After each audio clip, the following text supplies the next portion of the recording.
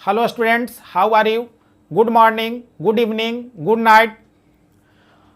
और आपको मेरा वीडियो कैसा लग रहा है आप इसको मुझे कमेंट करके बताओ। ज़्यादा से ज़्यादा अगर अच्छा लग रहा है तो इसको शेयर करो, लाइक करो, ताकि मेरा दूर दराज में जो स्टूडेंट हैं, जो काफ़ी मतलब शहर से दूर रहते हैं, जिनके पास बेस्ट एजुकेशन नहीं पहुंच पा रहा है, वहां तक भी ये वीडियो पहुंच सके और वो भी इससे लाभान्वित हों। और मेरा ये मोटिव भी है कि मैं वैसे लोगों तक ये बेस्ट एजुकेशन पहुंचा सकूं जहां पर लोगों को कोई सुविधा नहीं मिल रहा है, उनके पास बेस्ट एजुकेशन सिर्फ एक सपना है। तो ऐसे लोग तक पहुंचाने के लिए आप मेरा हेल्प करें, ज़्यादा से ज़्यादा इसको शेयर करें और लाइक करें। और आज मैं क्लास 12th का पहला चैप्टर लेकर के आया हूं, जिसका नाम है इलेक्ट्रोस्टैटिक्स। इस चैप्टर में ये अगर ऐसा कहें तो ये चैप्टर आपके 12th के लिए काफ़ी इंपॉर्टेंट है। 12th में इससे 8 मार्क्स का क्वेश्चन पूछा जाएगा और इसमें काफ़ी सारा न्यूमेरिकल भी हम लोग को बनाना होगा और बहुत सारे थ्योरी भी पढ़ने हैं। और जैसे ही इलेक्ट्रोस्टेट का नाम लिया तो आपके दिमाग में ये आ रहा होगा कि इलेक्ट्रोस्टेट में हम लोग क्या चीज़ के बारे में पढ़ेंगे, इलेक्ट्रोस्टैटिक्स क्या है, इसमें हम लोग क्या चीज़ के बारे में स्टडी करेंगे। तो सबसे पहले मैं यहाँ पर बता दूं कि इलेक्ट्रोस्टैटिक्स, अगर हम इसको डिवाइड करें तो इलेक्ट्रोस्टैटिक्स इलेक्ट्रो प्लस स्टैटिक से मिल करके बना है। इलेक्ट्रो का मतलब होता है चार्ज और स्टैटिक का मतलब होता है रेस्ट। यानी जब कोई भी चार्ज पार्टिकल रेस्ट में होता है तो उसका स्टडी हम लोग इलेक्ट्रोस्टैटिक्स में करते हैं। यानी कि इस ब्रांच में it is the branch of physics which deals with the study of charge at rest. That is, when a charge particle remains at rest, it produces electrostatic effect only. Hence, in this chapter, we normally analyze the cause of development of charge and its effect. कहता है कि इस chapter में mainly हम लोग charge के बारे में स्टडी करते हैं और चार्ज क्या होना चाहिए, तो रेस्ट में होना चाहिए। यानी जब कोई भी चार्ज पार्टिकल रेस्ट में होगा तो उसके ऑल अराउंड एक फील्ड बनता है जिसको हम लोग इलेक्ट्रोस्टैटिक फील्ड कहते हैं। तो इस चैप्टर में मेनली उसी के बारे में, रेस्ट में जब चार्ज पार्टिकल है उसके कारण ऑल अराउंड जो इलेक्ट्रिक फील्ड प्रोड्यूस हो रहा है उसके बारे में स्टडी करेंगे। इसके कारण क्या इफेक्ट होता है उसके बारे में स्टडी करेंगे। और बॉडी, किसी भी बॉडी पर चार्ज कैसे डेवलप करता है इसके बारे में भी हम लोग स्टडी करेंगे। तो यहां बारी बारी से देख सकते हो, तो मैं यहां पर आपको दिखा देता हूं इलेक्ट्रोस्टैटिक्स। इलेक्ट्रोस्टैटिक्स को हम लोग यहां 2 पार्ट में डिवाइड कर सकते हो, इलेक्ट्रो प्लस स्टैटिक। अब जैसा कि नाम से क्लियर है, इलेक्ट्रो का मतलब होता है चार्ज, स्टैटिक का मतलब होता है एट रेस्ट। यानी कि जब कोई भी चार्ज पार्टिकल रेस्ट में होता है तो उसका स्टडी हम लोग इलेक्ट्रोस्टैटिक्स में करते हैं। अब तुम्हारे दिमाग में आ रहा होगा कि चार्ज पार्टिकल रेस्ट में होगा तो इलेक्ट्रोस्टैटिक्स में बात करेंगे, तो ये चार्ज मोशन में होगा तो किस में बात करेंगे? नहीं, तो जब कोई भी चार्ज पार्टिकल मोशन में होता है, जब चार्ज पार्टिकल मूव करने लगता है तो उसके कारण इलेक्ट्रिक करंट प्रोड्यूस होता है। और जब इलेक्ट्रिक करंट प्रोड्यूस होगा तो उसका स्टडी हम लोग अगला चैप्टर में करेंगे जिसका नाम है करंट इलेक्ट्रिसिटी। तो उसका बाद की बात है, वो बाद में हम लोग स्टडी करेंगे। अभी हम लोग चार्ज को रेस्ट में रख करके बात कर रहे हैं। जैसे ही इलेक्ट्रोस्टैटिक्स की बात आ रही है तो इलेक्ट्रोस्टैटिक्स में आपको एकदम क्लियर होना चाहिए कि चार्ज हमेशा रेस्ट में ही होगा। अब यहां पर ये देखो, जैसे 2 चार्ज है, एक 2 like charges repels each other, 2 unlike charges attract each other. कहता है कि 2 अगर लाइक चार्ज है, एक जैसा चार्ज है, यानी दोनों पॉजिटिव या दोनों नेगेटिव है, तो उस केस में दोनों के बीच में रिपल्सन होता है। और अगर एक पॉजिटिव और एक नेगेटिव है यानी अनलाइक चार्ज है तो दोनों एक दूसरे को अट्रैक्ट करता है। अब यहां पर यानी कि सिंगल चार्ज कभी भी किसी बॉडी को अट्रैक्ट या रिपेल नहीं करता है। यानी कि फोर्स लगने के लिए हमेशा 2 फील्ड, एक ही जैसा 2 फील्ड होना जरूरी है। जैसे 2 चार्ज है तो 2 चार्ज दोनों अपना अपना फील्ड प्रोड्यूस करेगा, यानी दोनों के कारण इलेक्ट्रिक फील्ड प्रोड्यूस होगा और दोनों एक दूसरे को इंटरैक्ट करेगा और आइदर वो अट्रैक्ट करेगा या रिपेल करेगा। इसी तरह से मैग्नेट में भी है। मैग्नेट का जब तक 2 पोल नहीं होगा तब तक वो अट्रैक्ट नहीं या रिपेल नहीं कर सकता है। जैसे मैग्नेट, अगर एक पोल तो अपना मैग्नेटिक फील्ड प्रोड्यूस करेगा, दूसरा पोल अपना मैग्नेटिक फील्ड प्रोड्यूस करेगा, और वो दोनों अगर एक दूसरे को इंटरेक्ट करेगा तो दोनों को आइदर वो अट्रैक्ट करेगा या रिपेल करेगा। क्लियर है? तो जैसा कि आप यहां देख रहे हो, तो इसमें इलेक्ट्रोस्टैटिक्स में हम लोग चार्ज के बारे में पढ़ते हैं, और जो कि चार्ज क्या होना चाहिए, रेस्ट में होना चाहिए। अब यहां पर मुझे पढ़ना है कि किसी भी बॉडी पर चार्ज कैसे डेवलप करता है, और अगर वो उसका मतलब क्या काउज है कि बॉडी पर चार्ज डेवलप करता है। तो आप ये जानते होंगे कि कोई भी एटम 3 पार्टिकल से मिलकर के बना होता है, इलेक्ट्रॉन्स, प्रोटॉन्स और न्यूट्रॉन्स। और हम ये भी जानते हैं कि प्रोटॉन्स और न्यूट्रॉन्स न्यूक्लियस में होता है, और इलेक्ट्रॉन आउटर मोस्ट ऑर्बिट में क्या करता है, उसके तरफ रिवॉल्व करता रहता है, चक्कर लगाता रहता है। और यहां पर चूंकि प्रोटॉन और न्यूट्रॉन न्यूक्लियस में होता है, वो हाई एनर्जी से बॉन्डेड होता है। उस प्रोटॉन को बाहर नहीं निकाला जा सकता है, अगर निकालते भी बहुत ज्यादा एनर्जी की जरूरत पड़ेगा। तो यानी हम ये कह सकते हैं कि प्रोटॉन्स और न्यूट्रॉन्स बाहर नहीं निकल सकता है। तो निकलने वाला कौन है, तो इलेक्ट्रॉन है, क्योंकि इलेक्ट्रॉन आउटर मोस्ट ऑर्बिट में घूमता रहता है और वो लूजली बॉन्डेड होता है। वो उसको आसानी से थोड़ा सा एनर्जी दे करके हम उसको निकाल सकते हैं या ऐड कर सकते हैं। तो यहां पर किसी भी बॉडी में जो चार्ज डेवलप करता है वो इलेक्ट्रॉन के ट्रांसफर के कारण डेवलप करता है। यानी जिस बॉडी में इलेक्ट्रॉन का एडिशन होगा, ऐड होगा, तो वो पार्टिकल निगेटिवली चार्ज हो जाता है। और जिस एटम में, जिस बॉडी में इलेक्ट्रॉन्स निकलता है, जिस बॉडी से इलेक्ट्रॉन्स निकलता है, उस पर पॉजिटिव चार्ज डेवलप हो जाता है, जैसा कि यहां पर आप देख सकते हो।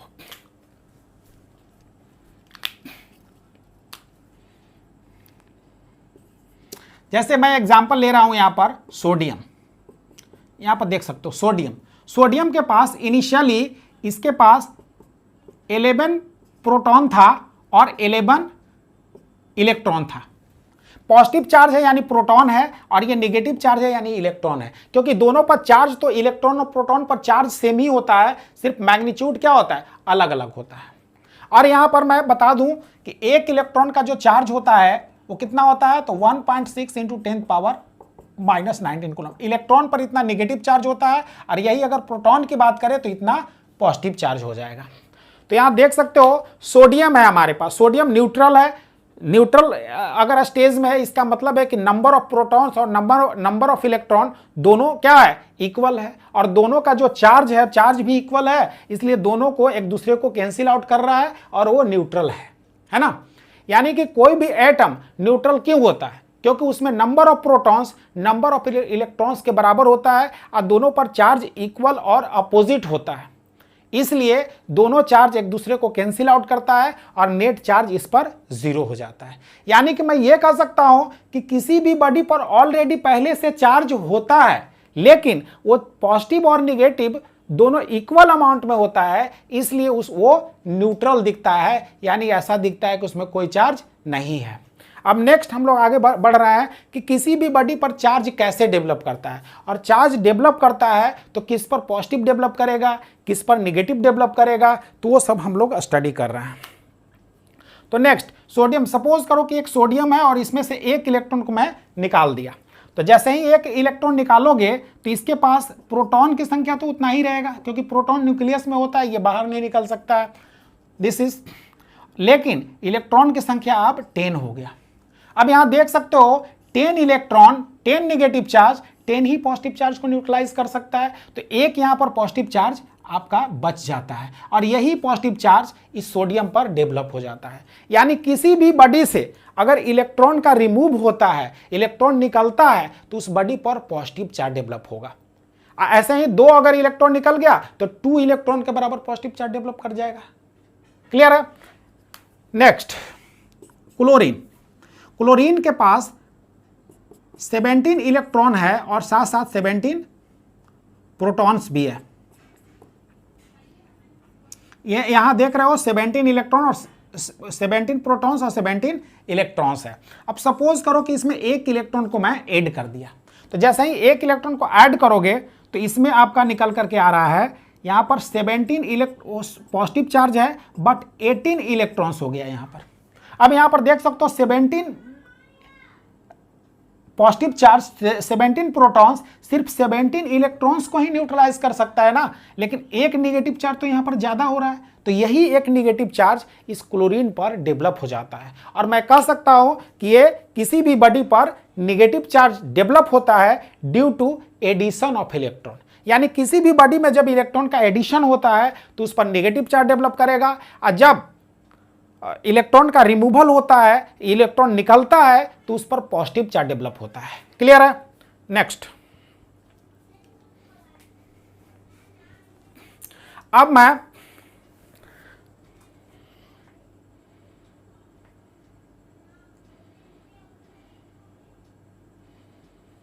यूनिट ऑफ चार्ज के बारे में स्टडी कर रहा हूं। यूनिट ऑफ चार्ज, चार्ज का यूनिट क्या है? तो देखोगे यूनिट ऑफ चार्ज, तो ध्यान से देखोगे चार्ज, चार्ज का ऐसा यूनिट चार्ज का यहां पर होता है कूलम्ब, और इसको C से डिनोट करते हैं, और इसका CGS यूनिट होता है stat coulomb.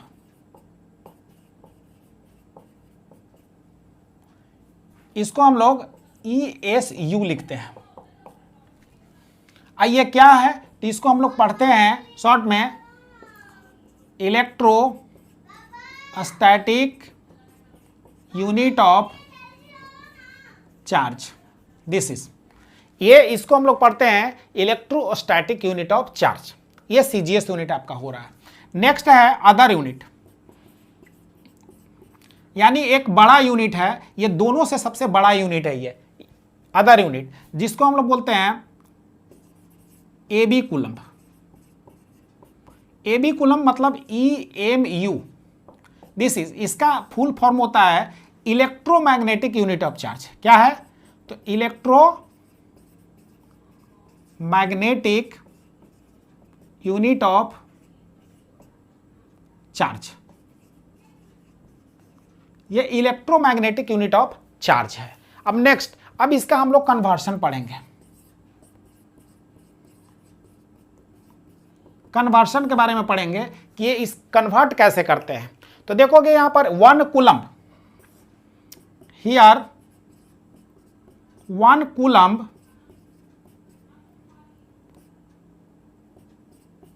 Is equal to होता है 1/10 AB कूलम्ब। यहां पर देख सकते हो कि एक कूलम्ब जो है ना AB कूलम्ब से छोटा है, यानी 1 कूलम्ब इज इक्वल टू हो जाएगा क्या? 10, 1 AB coulomb is equal to हो जाएगा 10 कूलम्ब, यानी यहां देख सकते हो AB कूलम्ब क्या है? बड़ा है। Next, 1 coulomb is equal to होता है 3 × 10⁹ स्टैट कूलम्ब।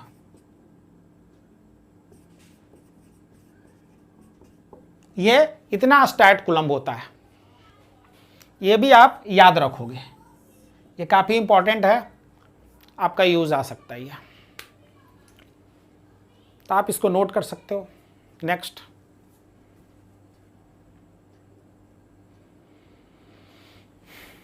आप यहाँ पर ये सब कुछ स्टैंडर्ड वैल्यू याद रखोगे, जैसे यहाँ पर है किलो, किलो को K से डिनोट करते हैं, 10⁻³ होता है। मेगा को M से लिखते हैं, 10⁻⁶। गीगा 10⁹ मिली, सेंटी 10⁻⁻², मिली 10⁻⁻3, माइक्रो 10⁻⁻6, नैनो 10⁻⁹, पिको 10⁻12। ये वैल्यू को आप याद रखोगे, ये आपका एक, ये आगे जब न्यूमेरिकल बनाओगे तो उसमें यूज हो सकता है। वैसे आपको तो याद ही होगा, लेकिन फिर भी मैं लिख दिया एक बार। नेक्स्ट आगे अब मुझे पढ़ना है quantization of charge. Quantization of charge है क्या? क्वांटाइजेशन ऑफ चार्ज, तो जैसा कि हम जानते हैं कि किसी भी बॉडी पर चार्ज जो डेवलप करता है due to transfer of electron होता है। इलेक्ट्रॉन जब ट्रांसफर होता है तो उसी के कारण चार्ज डेवलप होता है। और चार्ज, और मैं यह भी जानता हूं कि electron is the smallest particle of the atom which carry charge independently. कहता है कि इलेक्ट्रॉन सबसे पार्टिकल का सबसे छोटा पार्टिकल होता है। किसी भी एटम का, इलेक्ट्रॉन्स किसी भी एटम का सबसे छोटा पार्टिकल होता है। तो यानी कि इलेक्ट्रॉन को फर्दर हम ब्रेक नहीं कर सकते हैं। और जब ब्रेक ही नहीं करेंगे तो क्या हाफ इलेक्ट्रॉन को मैं ट्रांसफर कर सकता हूं? तो नहीं। जब भी ट्रांसफर करना होगा तो आपको इंटीजर में ट्रांसफर करना होगा। 1 इलेक्ट्रॉन ट्रांसफर करेंगे, 2 electron, 3 electron, 4 electron, 2.5 electron transfer होगा क्या? नहीं होगा, क्योंकि इलेक्ट्रॉन को हम लोग ब्रेक नहीं कर सकते हैं, क्योंकि electron is the smallest particle of the atom, हम मान के चल रहे हैं। तो यहां पर मैं कह सकता हूं कि इलेक्ट्रॉन जब भी ट्रांसफर होगा तो 1, 2, 3, 4 ऐसा हमेशा इंटीजर में ट्रांसफर होगा। और जब इंटीजर में ट्रांसफर होगा तो चार्ज कैसे डेवलप करेगा? तो देखोगे, सपोज करो कि किसी भी बॉडी से 1 इलेक्ट्रॉन ट्रांसफर कर दिया, तो एक इलेक्ट्रॉन या तो निकालेंगे या ऐड करेंगे। तो 1 इलेक्ट्रॉन निकलेगा तो 1 × 1.6 × 10⁻⁻19 कूलम डेवलप करेगा चार्ज उस पर। अगर इतना 1 इलेक्ट्रॉन निकल गया तो इतना प्लस चार्ज डेवलप करेगा। अगर 1 इलेक्ट्रॉन इसमें ऐड कर दिया तो इतना ही नेगेटिव चार्ज डेवलप करेगा। तो इस तरह से मैं कह सकता हूं कि किसी भी बॉडी पर पॉजिटिव या नेगेटिव चार्ज डेवलप करता है। इसी तरह से सपोज करो अगर 2 इलेक्ट्रॉन निकाल दिया तो 1.6 × 10⁻⁻19 कूलम ऐसे डेवलप करेगा। अगर 3 इलेक्ट्रॉन निकाल दिया तो 3 × इतना चार्ज डेवलप करेगा। इस तरह से सो ऑन। अगर हम बात करें कि अगर मैं n इलेक्ट्रॉन को निकाल दिया तो n × 1.6 × 10⁻⁻19 कूलम इतना चार्ज डेवलप करेगा।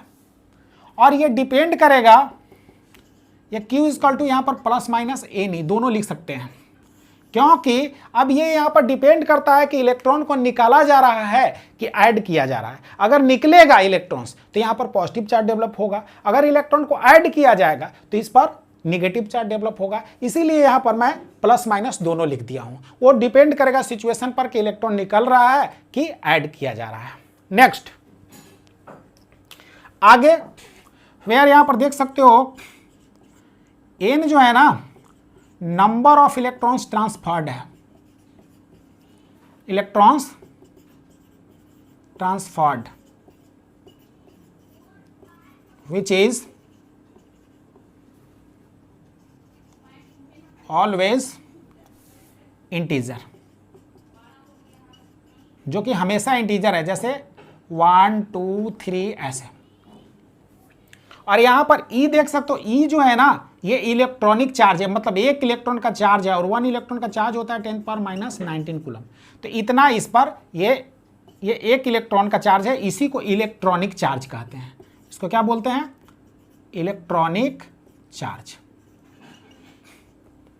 अब यहां पर क्वांटाइजेशन ऑफ चार्ज क्या कहता है? तो क्वांटाइजेशन ऑफ चार्ज हम लोग को यहां पर डिफाइन करता है कि किसी भी बॉडी पर सिर्फ चार्ज वही चार्ज डेवलप करेगा जिसमें 1 इलेक्ट्रॉन का जो चार्ज होगा उसमें इंटीजर से मल्टीप्लाई होगा।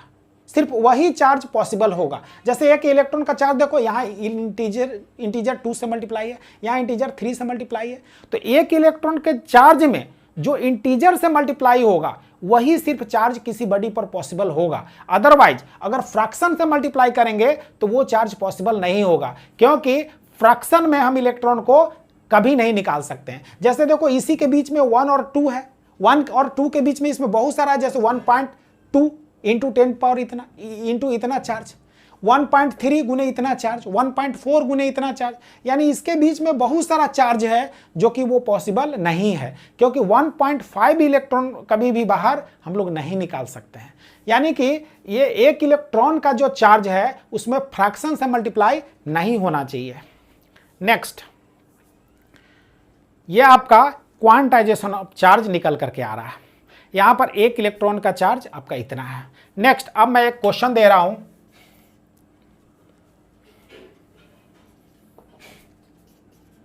Can a body have a charge of 50 × 10⁻³ -19 coulomb is possible.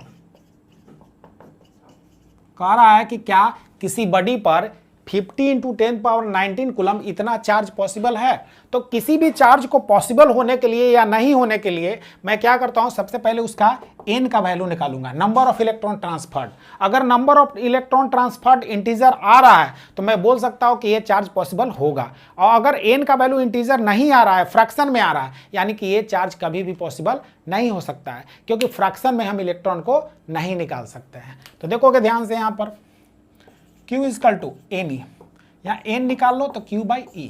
अब यहाँ पर Q का वैल्यू दिया हुआ है, कितना है, तो 50 × 10⁻−19 कूलम्ब। एक इलेक्ट्रॉन का चार्ज तो हम लोग जानते ही है कितना, 1.6 × 10⁻, ये याद रखना है, इतना है। अब ये देखो दोनों को डिवाइड कर दो, कैंसिल। अब ये आपका निकल के आ रहा है 50 इतना, इसको डिवाइड करोगे तो 31.25 इतना आएगा। अब जैसा कि मैं यहां देख रहा हूं कि इतना इलेक्ट्रॉन्स को हम लोग निकाल नहीं सकते हैं, क्योंकि 31.25 है, ये फ्रैक्शन में है। तो here number of electrons transferred, कह रहा है कि यहां पर जो नंबर ऑफ इलेक्ट्रॉन ट्रांसफर हो रहा है वो क्या हो रहा है, ये फ्रैक्शन में हो रहा है, वो इंटीजर में नहीं है। इसलिए इतना कूलम्ब का जो चार्ज है, ये यहां इतना कूलम्ब का जो चार्ज है, ये कभी भी किसी बॉडी पर पॉसिबल नहीं होगा। क्लियर है। Next, from a neutral body 10⁻6 electrons are removed, then find the charge developed on the body and its nature। कहता है कि किसी भी बॉडी से, सपोज करो कि एक न्यूट्रल बॉडी है और उसमें से 10⁻6 इलेक्ट्रॉन्स को क्या किया गया है, निकाल दिया गया है, रिमूव कर दिया गया है। तो कह रहा है कि इस पर कितना चार्ज डेवलप होगा और इसका नेचर क्या होगा। तो यहां पर नेचर तो क्लियर है कि चूंकि इलेक्ट्रॉन्स यहां पर रिमूव हो रहा है, क्वेश्चन में दिया रहेगा इलेक्ट्रॉन ऐड हो रहा है या रिमूव हो रहा है। तो यहां पर देख सकते हो कि इलेक्ट्रॉन रिमूव हो रहा है, और जब इलेक्ट्रॉन का रिमूवल होता है तो उस केस में बॉडी पर पॉजिटिव चार्ज डेवलप करता है, यानी यहां नेचर ऑफ चार्ज क्या होगा, पॉजिटिव होगा। नेक्स्ट, अब मैं यहां पर चार्ज निकाल रहा हूं, तो गिवन है यहां Q = निकालना है, कितना चार्ज डेवलप करेगा। n का वैल्यू दे रखा है यहां पर 10⁻6, E का वैल्यू तो पता ही होता है 1.6 × 10⁻−19 कूलम्ब। दिस इज, अब यहां से मैं फॉर्मूला लगा देता हूं, Q = NE, यहां से Q निकाल लो, n का वैल्यू है 10⁻6 और दिस इज 1.6 × 10⁻−19 कूलम्ब। यहाँ मल्टीप्लाई करोगे तो 1.6 × 10⁻−13 इतना कूलम्ब निकल करके आ रहा है, यानी उस बॉडी पर इतना चार्ज डेवलप हो जाएगा। और साथ साथ इसका नेचर कैसा होगा, तो नेचर चूंकि इलेक्ट्रॉन्स रिमूव हो रहा है तो इसलिए नेचर जो होगा वो पॉजिटिव होगा, क्योंकि इलेक्ट्रॉन्स रिमूव हो रहा है। नेक्स्ट क्वेश्चन,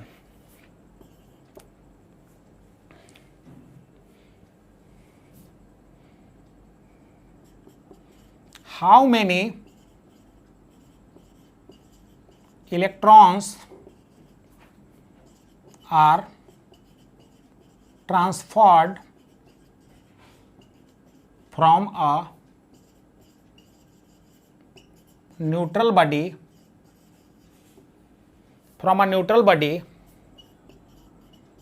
for developing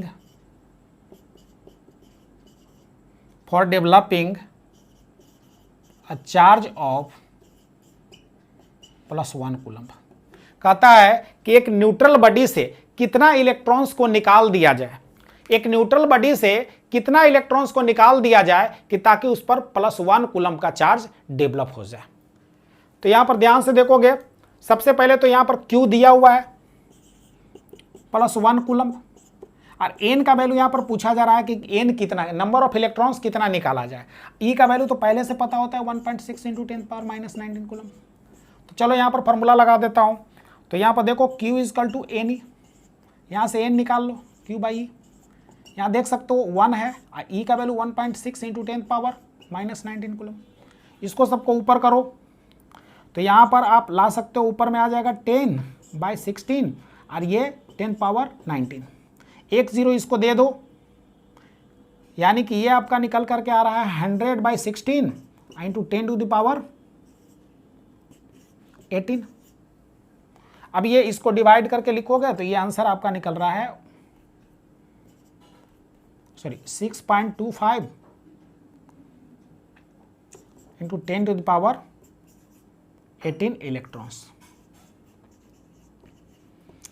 यानी कि अगर +1 कूलम का चार्ज डेवलप कराना है तो उसमें से इतना इलेक्ट्रॉन को हमको निकालना पड़ेगा। माने 1 कूलम का चार्ज सिर्फ डेवलप कराने के लिए मुझे इतना इलेक्ट्रॉन्स निकालना पड़ेगा। यानी मैं कह सकता हूं कि 1 इलेक्ट्रॉन जो चार्ज है, 1 कूलम का जो चार्ज है वो काफ़ी बड़ा चार्ज होता है, बहुत बड़ा चार्ज होता है, क्योंकि 1 इलेक्ट्रॉन को चार्ज, 1 कूलम चार्ज डेवलप कराने के लिए मुझे इतना इलेक्ट्रॉन्स को निकालना पड़ेगा। ठीक है, नेक्स्ट।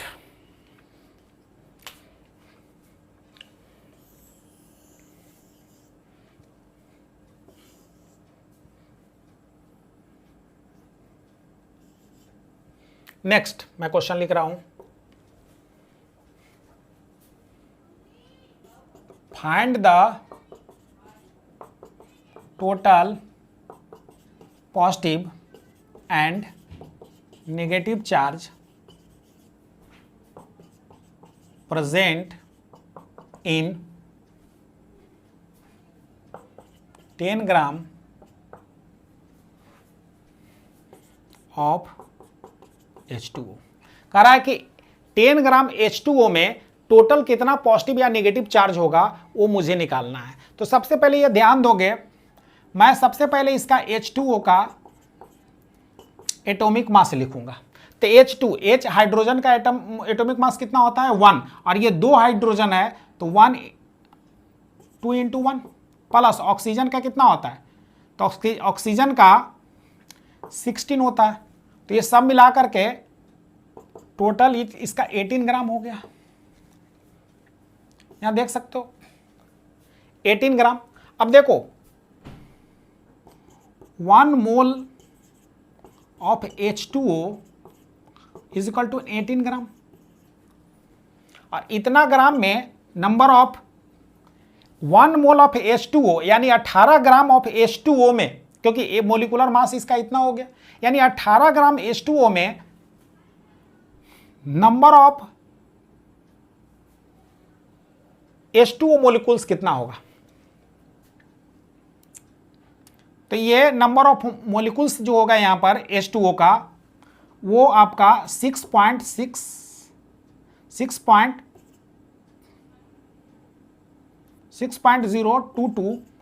10⁻23 इतना मोलिकुल्स होगा। यानी इतना ग्राम में इतना मोलिकुल्स ऑफ H2O होगा।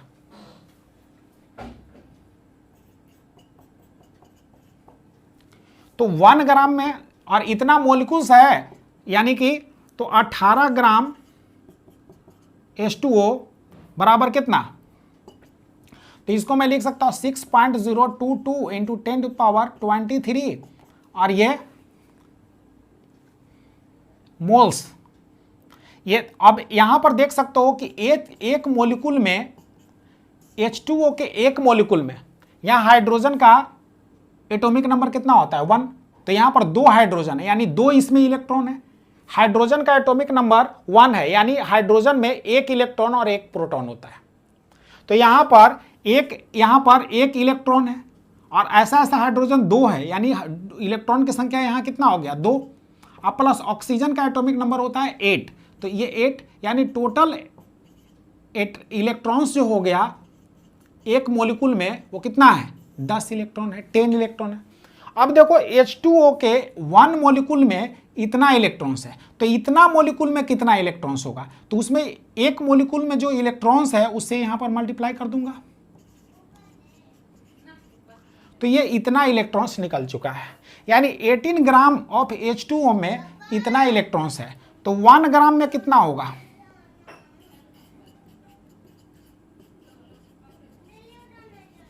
तो 1 ग्राम ऑफ H2O कंटेन्स कितना ग्राम, तो ये हो जाएगा 6, ये लगभग मैं ले लेता हूं इतना, इसको मैं छोड़ रहा हूं, तो इतना इंटू 10 पावर 23 इंटू 10 और डिवाइडेड बाय 18, तो इतना इलेक्ट्रॉन्स हो जाएगा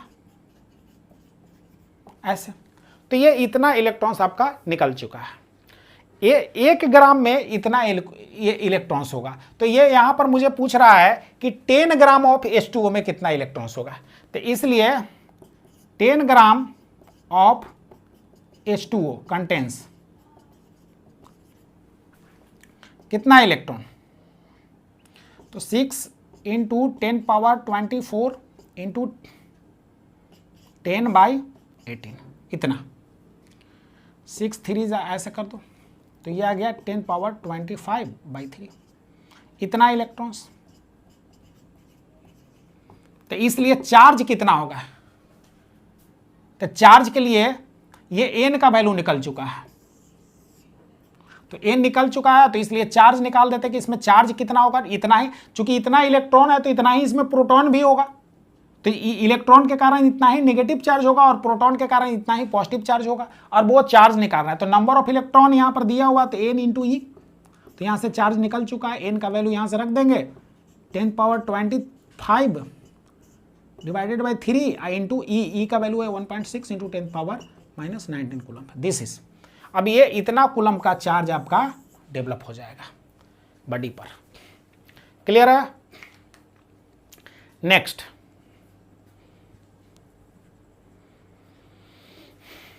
हम लोग को पढ़ना है डिस्ट्रीब्यूशन ऑफ चार्ज। तो देखोगे डिस्ट्रीब्यूशन ऑफ चार्ज कहता है कि किसी भी बॉडी पर चार्ज का डिस्ट्रीब्यूशन हम लोग बॉडी के अकॉर्डिंग, बॉडी के शेप साइज के अकॉर्डिंग करते हैं। बॉडी के शेप के अनुसार उसका डिस्ट्रीब्यूशन को हम लोग 3 पार्ट में डिवाइड करते हैं। तो फर्स्ट है आपका, फर्स्ट यहां पर पढ़ते हैं linear charge density, linear charge density. Linear charge density को यहां पर लेम्डा से डिनोट करते हैं, और लीनियर चार्ज डेंसिटी होता है charge per unit length, charge per unit length. जैसे ये इसमें क्या होता है ना, ये सिर्फ लीनियर बॉडी के लिए वैलिड होता है, ऐसा बॉडी जिसमें सिर्फ लेंथ होता है, जिसमें ना एरिया होता है ना वॉल्यूम होता है, सिर्फ इसमें क्या होना चाहिए, लेंथ होना चाहिए। तो ऐसे बॉडी के लिए हम लोग लीनियर चार्ज डेंसिटी को डिफाइन किए हैं। जैसे सपोज करो इस पर क्यू चार्ज है, टोटल लेंथ एल है, तो इसका लीनियर चार्ज डेंसिटी जो होगा वो यहां पर होता है चार्ज पर यूनिट लेंथ, यानी कि यहां पर लिख सकता हूं Q by L, charge per unit length. तो ये इतना हो जाता है, दिस इज ऑल्सो। अगर मैं इसको एलिमेंट्री फॉर्म में बात करूं तो इन एलिमेंट्री फॉर्म, तो एलिमेंट्री फॉर्म के लिए मैं यहां लिख सकता हूं lambda equal to q d Q by d l, this is. और इसको डी क्यू इक्वल टू लिख सकता हूं लेमडा इंटू डी एल, और यहां से क्यू निकालूंगा तो इधर डी हटाएंगे तो उधर इंटीग्रेशन जाएगा, यानी कि lambda into D l, this is. यही है क्यू इक्वल टू क्या, lambda into D L. Next, ये लीनियर चार्ज डेंसिटी हो गया। यूजेस, इसका यूज हम किस में करते हैं, तो इसका यूज लीनियर टाइप का बॉडी में करते हैं, जैसे थ्रेड हो गया, वायर हो गया, नहीं लाइक थ्रेड, वायर और एक्सेट्रा, थिन रॉड, ये सब में इसका यूज करते हैं जिसमें सिर्फ लेंथ होता है। नेक्स्ट हम लोग को बात करना है, यहां पर सेकंड हम लोग पढ़ रहे हैं surface charge density, surface charge density. Surface charge density को हम लोग सिग्मा से डिनोट करते हैं। सिग्मा यहां पर सरफेस चार्ज डेंसिटी है। सरफेस चार्ज डेंसिटी मतलब ये ऐसे बॉडी में होता है जिसमें एरिया होता है, जिसमें लेंथ और ब्रेथ दोनों होता है, ऐसे बॉडी को हम लोग में सरफेस चार्ज डेंसिटी का यूज करते हैं। जैसे देखो इसमें प्लस प्लस चार्ज है, ये पूरा एरिया पर चार्ज है। सपोज करो कि इस पर टोटल चार्ज क्यू है, पूरा इसका एरिया ए है ना। तो सरफेस चार्ज डेंसिटी यहां होता है चार्ज पर यूनिट एरिया, यानी कि charge divided by area. Suppose करो कि पूरे एरिया पर क्यू चार्ज है और इसका एरिया ए है, तो यूनिट एरिया में कितना चार्ज होगा, तो उसके लिए क्यू बाई एरिया लिख दिया। तो ये आ गया यूनिट एरिया में चार्ज, इसी को बोलते हैं सरफेस चार्ज डेंसिटी। ऑल्सो अगर इसको एलिमेंट्री फॉर्म में बात करें, ऑल्सो इन एलिमेंट्री फॉर्म, तो यहां पर देख सकते हो सिग्मा इक्वल टू मैं लिखूंगा D Q by D A, ऐसा।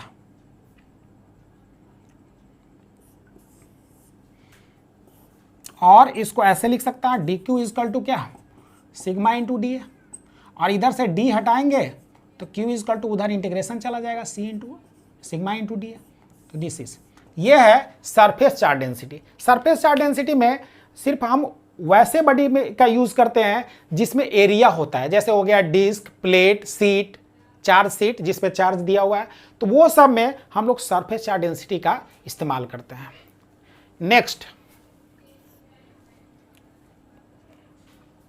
नेक्स्ट थर्ड है आपका volumetric charge density. Volumetric charge density, volumetric charge density को रो से डिनोट करते हैं, नाम से क्लियर है। और वॉल्यूमेट्रिक माने वैसा बॉडी जिसमें वॉल्यूम होता है, नहीं जिसमें वॉल्यूम होगा उसमें हम लोग वॉल्यूमेट्रिक चार्ज डेंसिटी अप्लाई करते हैं, क्योंकि उसमें लेंथ, ब्रेथ और हाइट तीनों होता है, 3 डायमेंशनल बॉडी होता है। तो ध्यान से देखोगे, जैसे सपोज करो कि हमारे पास इस तरह का क्यूबॉइड टाइप का है, ऐसा है, इस पर चार्ज रखा हुआ है सब जगह, इस पर चार्ज क्यू है, इसका वॉल्यूम भी है, सपोज करो। तो इस केस में इसमें हम लोग वॉल्यूमेट्रिक चार्ज डेंसिटी लगाते हैं, यानी sigma equal to charge divided by volume, इसी को बोलते हैं volumetric charge density. Also in elementary form, अगर मैं एलिमेंट्री फॉर्म की बात करूं तो यहां पर सिग्मा इक्वल टू लिख सकता हूं d Q by d v, ऐसा। अब यहां से देख सकते हो, तो डी क्यू मैं निकाल रहा हूं, तो d Q equal to sigma into d v, this is. और यहां से क्यू निकाल दिया तो sigma into d v, this is. तो इस तरह से चार्ज को निकाला जा सकता है, ऐसे। इसका भी यूज हम लोग 3 डायमेंशनल बॉडी में करते हैं, जैसे हो गया स्फीयर, सिलेंडर, क्यूब, क्यूबॉइड, कोन, ये सब में इसका हम लोग यूज करते हैं।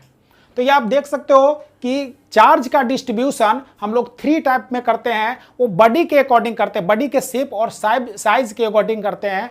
कि अगर लीनियर बॉडी है तो उसमें लीनियर चार्ज डेंसिटी, सरफेस वाला जिसमें एरिया वाला बॉडी है, जिसमें लंबाई चौड़ाई है, तो उसमें सरफेस चार्ज डेंसिटी, और जिसमें वॉल्यूम है, जिसमें लेंथ, ब्रेथ और हाइट तीनों है, तो ऐसे बॉडी में वॉल्यूमेट्रिक चार्ज डेंसिटी का यूज करते हैं। Okay, right now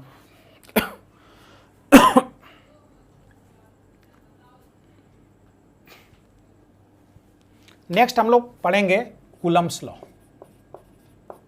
Coulomb's law, तो कूलम्ब्स लॉ यहां पर बेसिकली 2 चार्जेस के बीच का फोर्स को कैलकुलेट करने के लिए यूज किया जाता है। जैसे सपोज करो कि यहां पर दोनों प्लस प्लस चार्ज है, तो 2 अगर प्लस चार्ज है तो कूलम्ब सर बताए कि दोनों एक दूसरे को क्या करेगा, रिपेल करेगा। 2 like charges repel each other. और अगर 2 चार्ज यहां पर है और एक पॉजिटिव और एक निगेटिव है, तब दोनों एक दूसरे को क्या करेगा, अट्रैक्ट करेगा। और दोनों के बीच में फोर्स ऑफ अट्रैक्शन या फोर्स ऑफ रिपल्सन जो होगा वो डायरेक्टली प्रोपोर्शनल होता है।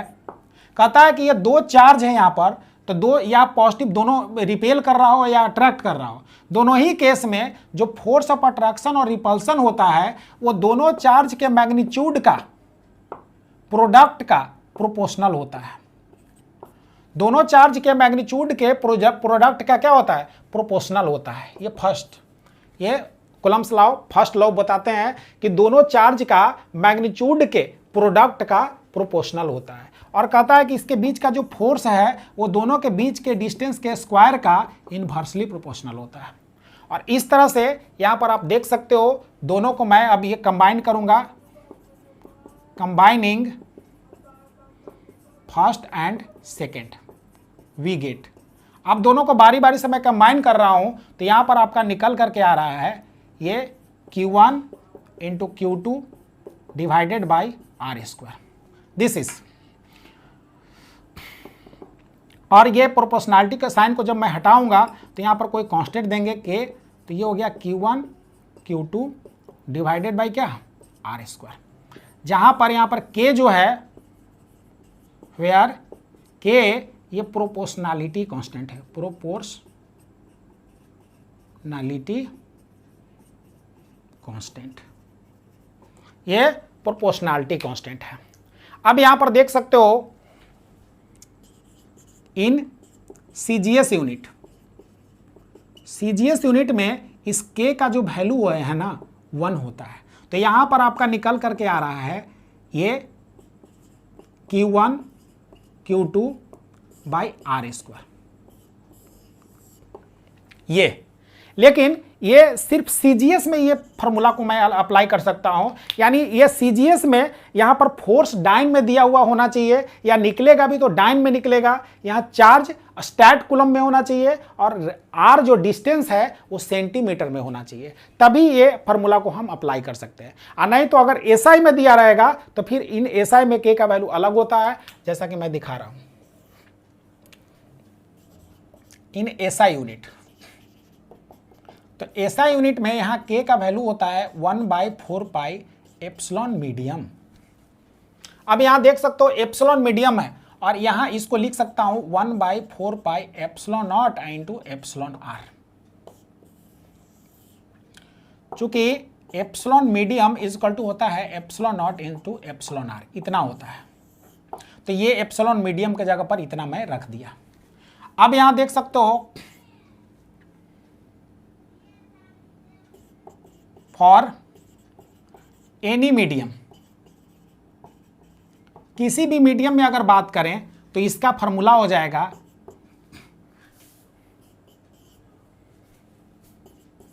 फ्रॉम इक्वेशन फर्स्ट से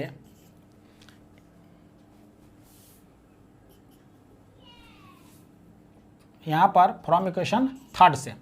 तो यहां पर ये देख सकते हो कि यहां पर मैं लिख सकता हूं फोर्स, के का वैल्यू मैं यहां से ये रख दे रहा हूं पूरा, तो ये निकल करके आ रहा है 1/4 pi epsilon naught into epsilon r into Q1 Q2 divided by r square, this is.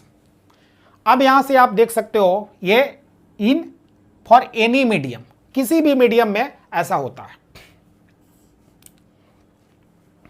अब आगे बात कर रहे हैं, ये किसी मीडियम के लिए जहां पर वेयर एप्सिलॉन आर जो है ना रिलेटिव परमिटिविटी ऑफ मीडियम है, ये मीडियम का रिलेटिव परमिटिविटी है। Next, relative permittivity for air और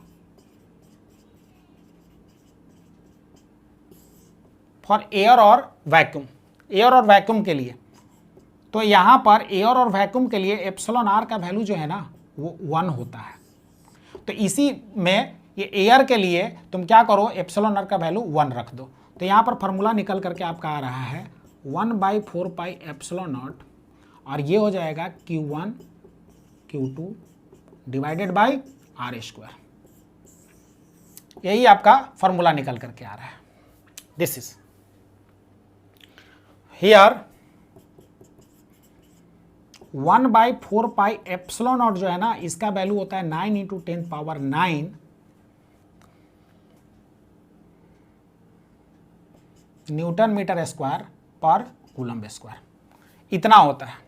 और एप्सिलॉन नॉट जो है इसका वैल्यू जो होता है 8.85 × 10⁻⁻12 कूलम्ब स्क्वायर पर न्यूटन मीटर स्क्वायर होता है। यह इसी को हम लोग बोलते हैं एब्सोल्यूट परमिटिविटी। इसको क्या बोलते हैं? तो इसको बोला जाता है एब्सोल्यूट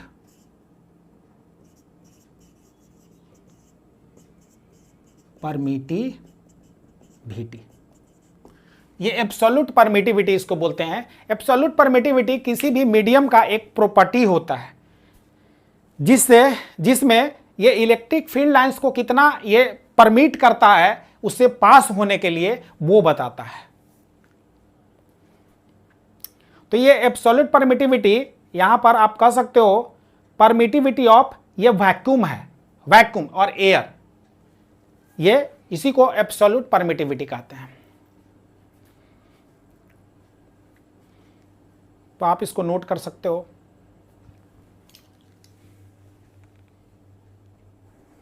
यहां पर देखोगे permittivity,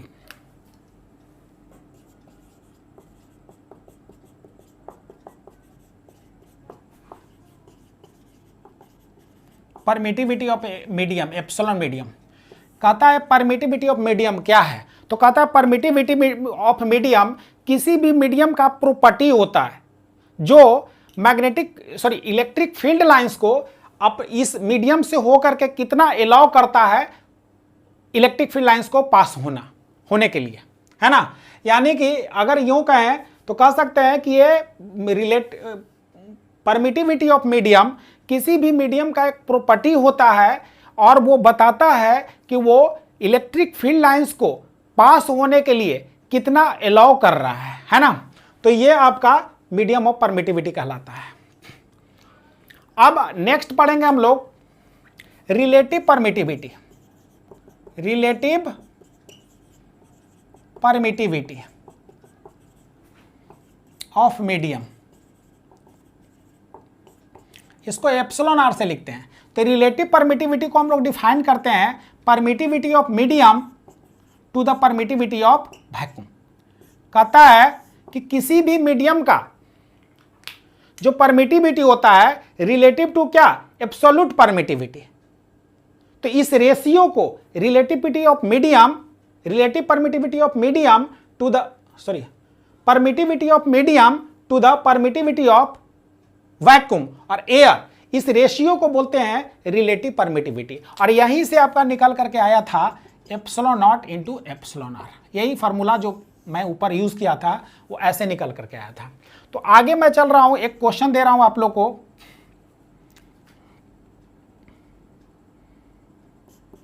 to charges of 4 microcoulomb and -2 millicoulomb are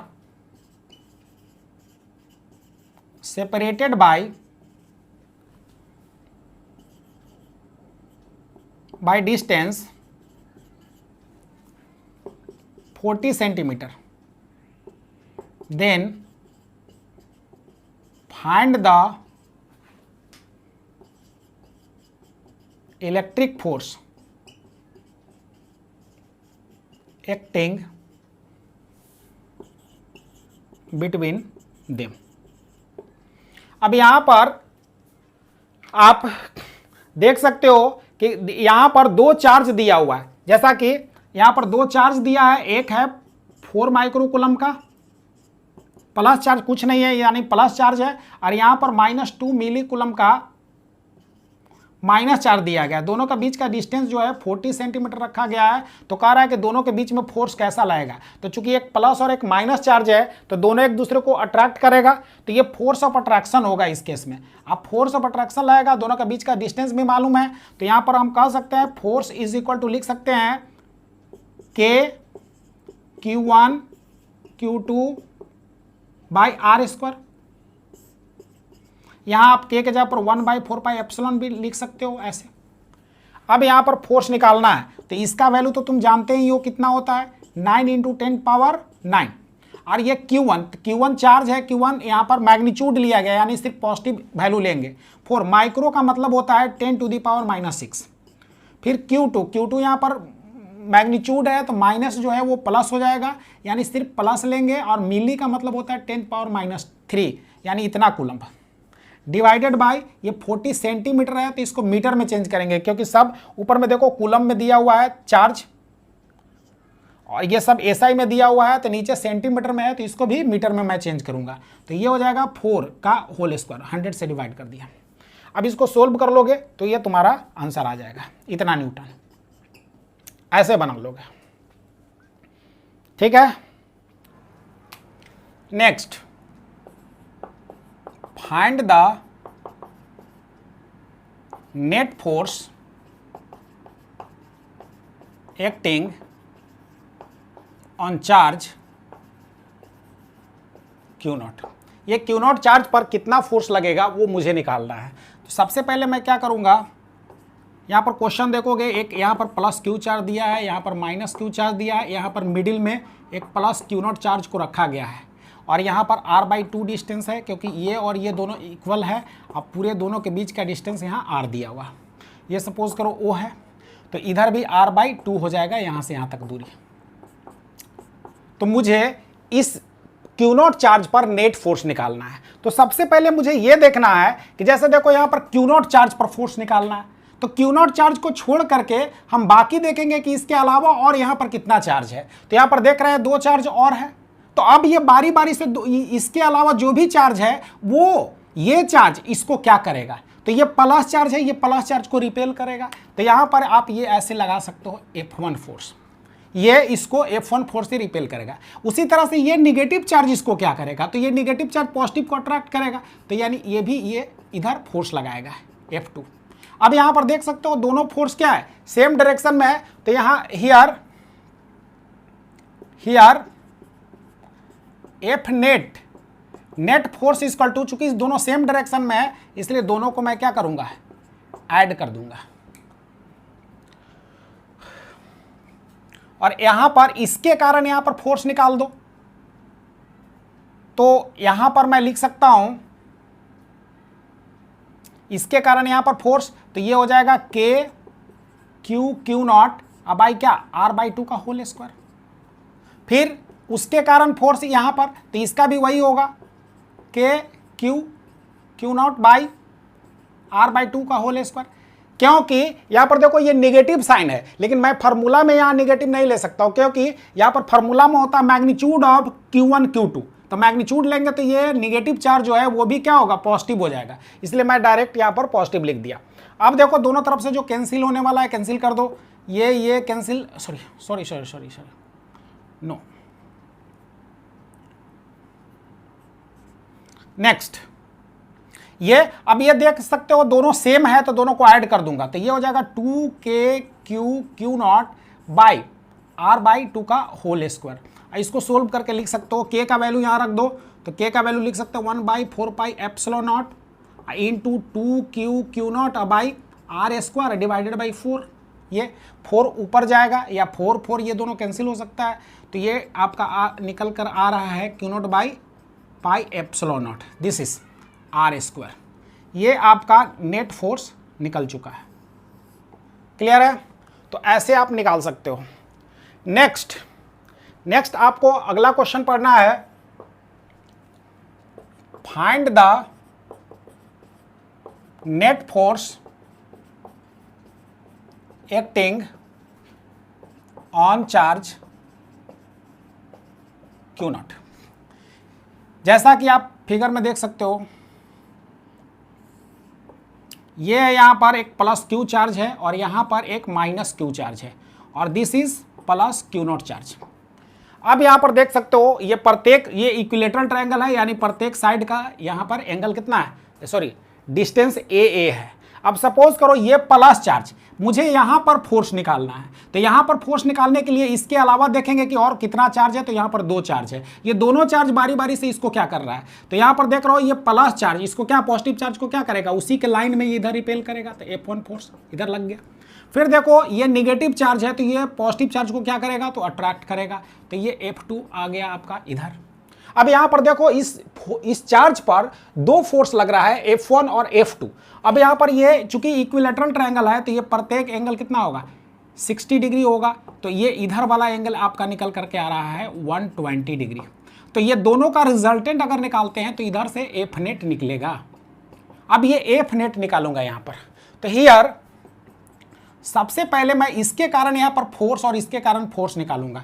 तो यहां पर हियर F1 बराबर F2, दोनों का मैग्नीट्यूड सेम होगा, और इसके कारण यहां पर अगर फोर्स निकाला जाए तो K Q Q by A square.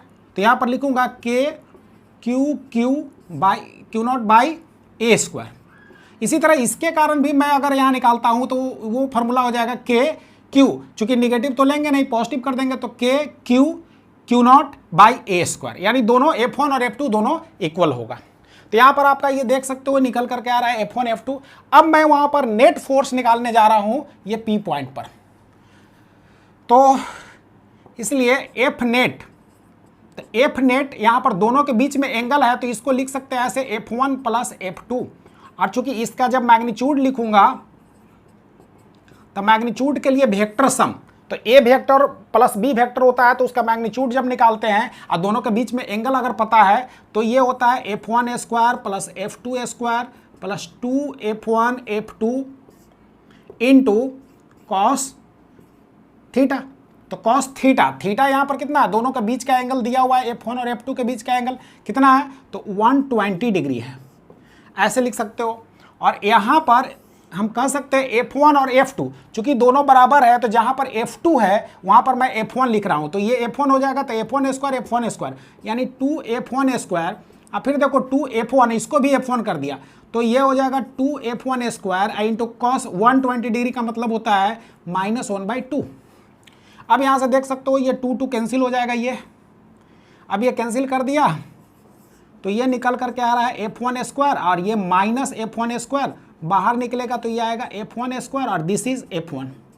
F1 का वैल्यू मैं निकाल चुका हूं, यहां पर ये वैल्यू रख सकते हो।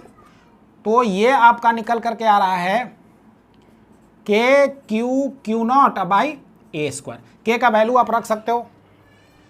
तो इस तरह से आपका F नेट का वैल्यू निकल चुका है, दिस इज, ये आपका F नेट का वैल्यू निकल चुका है। Write down.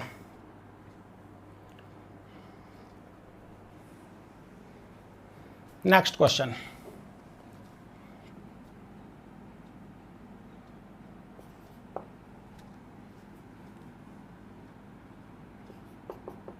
Find the net force on charge Q not. ये Q नॉट चार्ज पर नेट फोर्स निकालना है। जैसा कि देखो फिगर देख सकते हो आप, ये सर्कल है,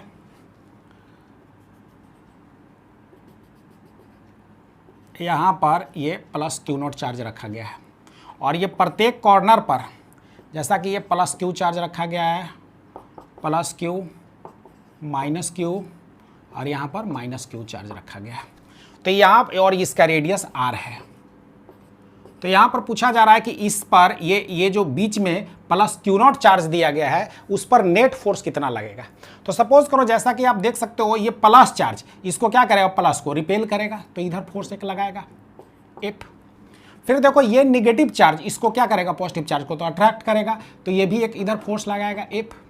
यानी कि इधर दोनों मिला, ये भी F फोर्स लगा रहा है, चूंकि ये दोनों के बीच में चार्ज क्यू नॉट है और डिस्टेंस भी वही है, जितना किसमें है क्यू नॉट और डिस्टेंस आर सेम है। तो जितना इसके कारण यहाँ पर फोर्स लगेगा उतना ही इसके कारण भी यहाँ पर फोर्स लगेगा, यानी दोनों सेम फोर्स लगेगा। तो यानी ये कह सकते हैं कि ये प्लस Q नॉट चार्ज पर यहाँ पर 2F फोर्स लगेगा। तो यहाँ पर ये दोनों 2F डायरेक्ट मैं लिख रहा हूँ यहाँ पर 2F। इसी तरह से ये प्लस चार्ज इसको उधर रिपेल करेगा ऊपर की तरफ, और ये निगेटिव चार्ज इसको अट्रैक्ट करेगा, यानी इधर भी दो फोर्स लगेगा 2F लगेगा। तो इस तरह से आपका ये दो फोर्स लग रहा है, और दोनों का बीच का एंगल यहाँ पर कितना है, 90 डिग्री है। तो दोनों का रिजल्टेंट मैं निकालूंगा, तो रिजल्टेंट इधर से जाएगा F नेट। तो यही रिजल्टेंट फोर्स मुझे निकालना है। आप ध्यान से देख सकते हो इसके बीच में फोर्स कितना होगा। तो हियर किसी के बीच में, इसके बीच में फोर्स निकालो या इसके बीच में, प्रत्येक क्यू है और दोनों का बीच का डिस्टेंस भी सब जगह सेम है, तो सबका फोर्स इक्वल ही होगा, और F इक्वल टू हो जाएगा K Q naught divided by R square. This is hence net force on charge plus Q, net force on charge plus Q not is given by. तो net force निकालने के लिए मैं क्या करूंगा, तो यहां पर देखोगे एफ नेट, तो F net is equal to, मैं लिख सकता हूं इस पर 2f इधर है 2f इधर है, तो एफ नेट का मैं मैग्नीट्यूड डायरेक्ट लिख रहा हूं, तो देखोगे रूट अंडर ये 2f का स्क्वायर प्लस इधर से 2f का स्क्वायर प्लस 2ab, तो 2 इंटू ए, तो ए के जगह पर लिखेंगे 2f, इंटू बी, बी के जगह पर भी 2f लिखेंगे, इंटू कॉस थीटा, तो यहाँ पर कॉस 90 डिग्री हो जाएगा। अब यहाँ देख सकते हो कॉस 90 जीरो है, तो ये इतना पूरा यहाँ से यहाँ तक जीरो कर देगा, तो ये पूरा जीरो हो जाएगा, यानी कि ये आपका निकल के आ रहा है 2f स्क्वायर यानी 4f स्क्वायर और प्लस 4f स्क्वायर यानी 8f स्क्वायर यहाँ निकल करके आ रहा है, और उसका वैल्यू तो जीरो हो जाएगा। अब इसको बाहर निकालोगे तो ये निकलेगा 2√2 इंटू एफ, एफ का वैल्यू मैं ऊपर से निकाल के रखा हूँ, तो ये आ गया 2√2, ये हो जाएगा k q naught divided by r square. तो ये आपका एफ नेट फोर्स निकल चुका है। तो नेट फोर्स इस पर आपका इतना लगेगा। क्लियर है? तो आप ऐसा नोट कर सकते हो। और आज के लिए इतना ही, अब मैं अगले वीडियो में मिलूंगा। Okay, thank you, good night.